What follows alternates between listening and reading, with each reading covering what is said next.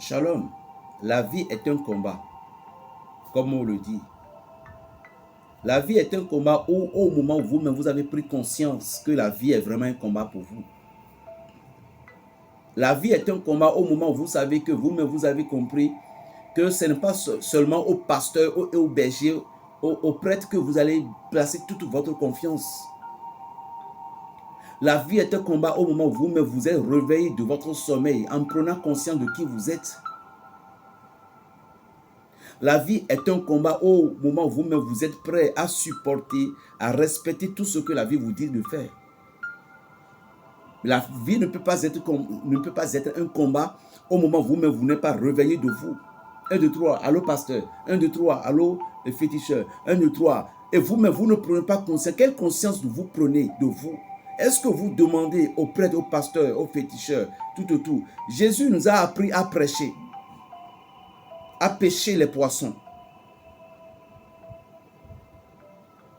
Alors vous devez aussi apprendre à connaître. Aucun chrétien ne se réveille chaque jour pour lire la Bible. Ce qui est votre écriture sainte. Lorsque vous ne pénétrez pas profondément dans les paroles du Christ, comment vous pouvez avoir l'amour, la délivrance, le pouvoir de vous qui est caché en vous? On dit connaître toi-même. Vous devez vous connaître. Connaître toi-même. Vous ne pouvez pas seulement, vous-même agissez d'abord avant que le Seigneur ne vienne à votre secours. Le propriétaire d'un champ qui n'a pas invité les laboureurs ne peut pas venir se labourer. Les herbes vont se pousser, la terre est pour toi. Et lorsque vous avez appelé les laboureurs, ils viennent labourer la terre, vous aurez votre terre fertile. Et vous allez planter ce que vous voulez. Vous ne priez pas, vous n'invitez pas les anges. Appelez même les laboureurs, vous devez savoir que vous devez les satisfaire. Les hommes, vous aimez les gratuites, la gratuité. Nous aimons toutes choses gratuites. En oubliant que ces laboureurs qui vont labourer, ils doivent prendre de l'argent pour aussi prendre soin d'eux. Ce que vous voulez comme gratuité, les choses gratuites que vous voulez, vous ne pouviez pas, vous ne sauriez les obtenir. Mais pourquoi? Oui, vous ne sauriez les obtenir parce que vous ne vous comprenez pas. Vous ne connaissez pas votre objectif, qui vous êtes. Vous ne voulez pas connaître les graines.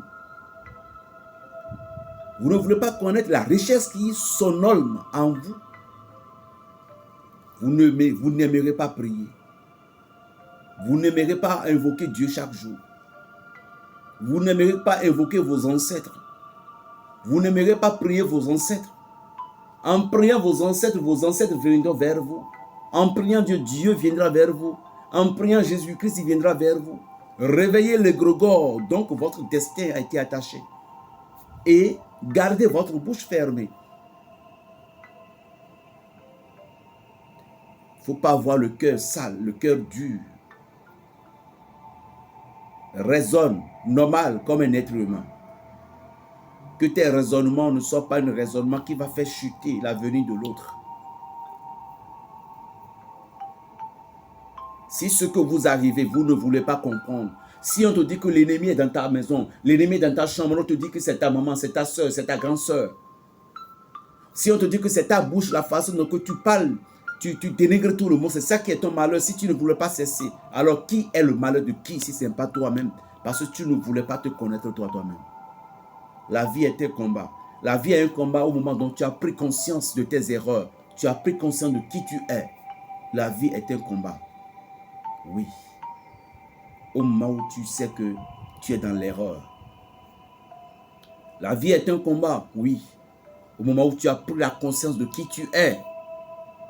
Lorsque vous ne prenez pas la conscience de qui vous êtes, vous ne pouviez pas goûter les fruits de la vie. Prends conscience de qui tu es.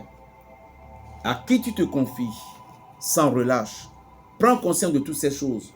Et puis la nature te bénira. Appelle-moi berger Raphaël le Béninois. 10 fils de Benzin et de Akoli Agbo, nés du Segrabakali. Que Dieu d'Israël soit notre rempart et que ce mois-ci soit un mois de bénédiction pour toi. Plus 229 01 le 95 26 41 46. La sorcellerie, on ne fuit jamais la sorcellerie, mais on combat la sorcellerie. J'ai 2 produits pour vous. Encens apocalypse, le dernier jugement, délivrance, protection. On l'utilise 2 fois par semaine seulement. Ceci, on met de l'eau dans un verre, d'apporter tout simplement pour boire. Retour à l'envoyeur. Chap, chap. Que Dieu vous bénisse. Likez et partagez. Shalom.